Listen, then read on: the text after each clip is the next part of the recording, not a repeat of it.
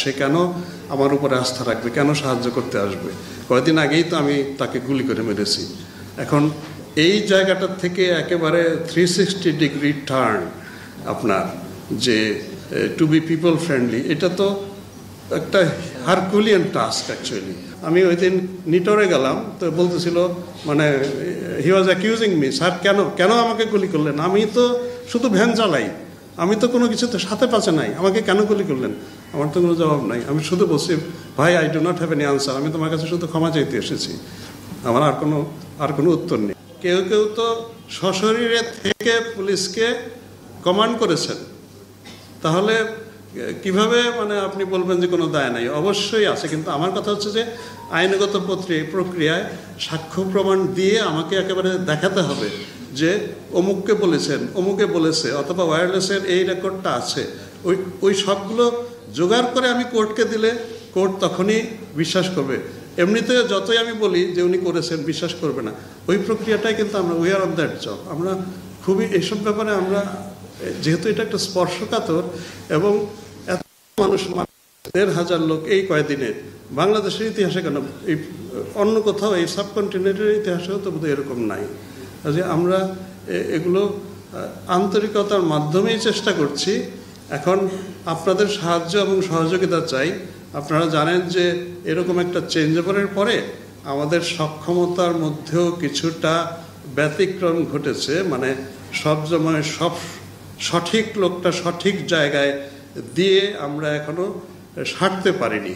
আমরা আমাদের ভেতরের পুনর্গঠনের এবং পুনঃসজ্জিতকরণের কাজটা কিন্তু এখনো চলছে।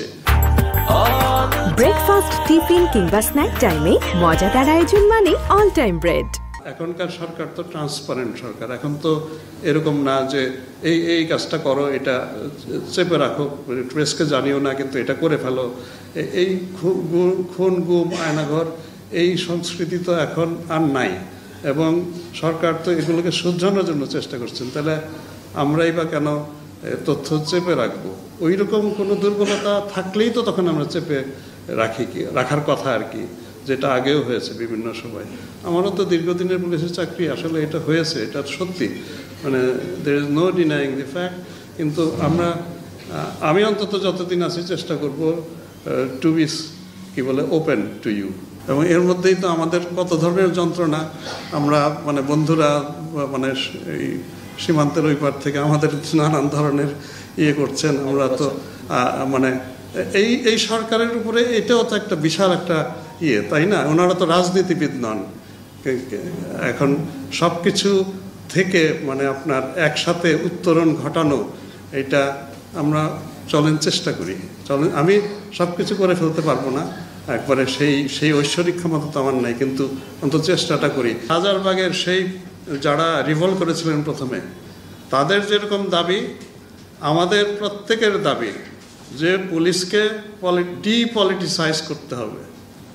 ১ নম্বর দাবি এই অভ্যুত্থানের, এইটাই অর্জন আমি মনে করি পুলিশের। এই উদ্যোগটা পুলিশ সংস্কার কমিশন কিন্তু নিয়েছেন। তারা কিন্তু সুপারিশ পেশের সময় এই বিষয়ের উপরে দীর্ঘ এবং আমি মনে করি যে প্রণিধানযোগ্য ওনারা সুপারিশ দেবেন, যাতে আমরা যেন রাজনৈতিক কর্তৃপক্ষের তাদের রাজনৈতিক উদ্দেশ্য সাধনের জন্য ব্যবহৃত না হই। এটা আপনাদের মতো আমি সহ আমার পুরো পুলিশ বাহিনীর এই দাবি, এবং এইটা আমার বিশ্বাস এই সরকারের পক্ষেই সম্ভব। এইটা